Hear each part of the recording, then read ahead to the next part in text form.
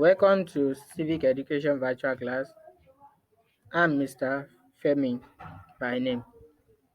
Today, we'll be looking at intercommunal conflict. Intercommunal conflict. What is intercommunal conflict? Intercommunal conflict is described as disagreements that occur between competing groups within a state or communities nearby each other. That is a disagreement, a conflict. They always disagree towards resources available in their community. Let's say, for example, they have resources in one community. The other community also will want to have share from that resources, and this will lead to riot or dispute over it. Let's look at the things that make intercommunal conflict to arise.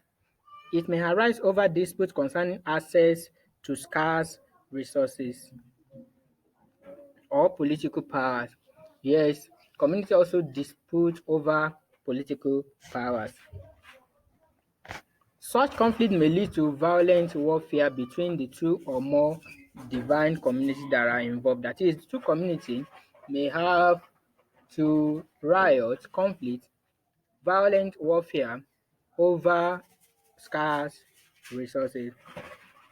Let's look in Nigeria. Over many decades in Nigeria, we have major intercommunal conflicts that used to arise, and that major one is intercommunal conflicts that arise due to boundary disputes. But boundary dispute has been a major problem in Nigeria. That is, two communities fighting over certain land nearby each other.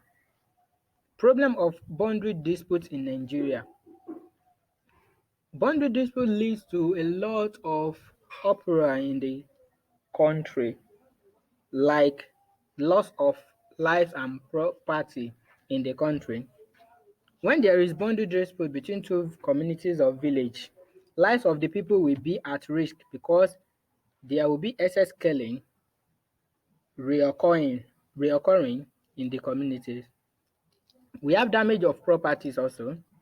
Boundary dispute may lead to damage of properties, that is, they will destroy house, buildings, cars, and many more when we have such disputes between two communities. Another one, it may lead to physical injury. Injuries will be inflicted on innocent persons, and this injury become a scar that is permanent, that will be even be reoccurring in the mind of such person. The fourth one is psychological disorder. The shock that comes with the whole problem may lead to one having a psychological issue. You may not be able to think by yourself. You may not be able to get the loss from your mind. Another one is hunger and malnutrition. Due to conflict in the community, the people in such community or village might find it difficult to feed or feed well. You can look at the picture we have here. You can see the children that are not being fed. Wow. Sexual violence also may occur.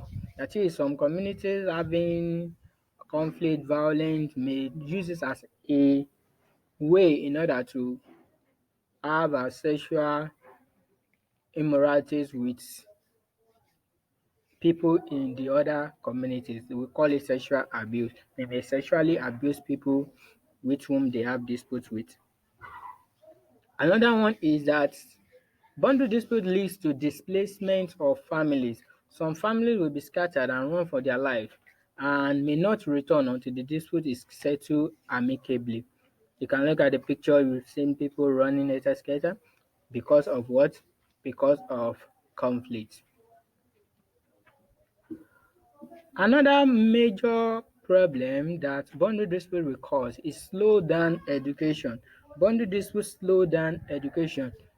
Children will no longer go to school until the dispute is resolved, and this can slow down the level of education. That is, no parent will allow his or her ward to go to school if there is dispute in the community.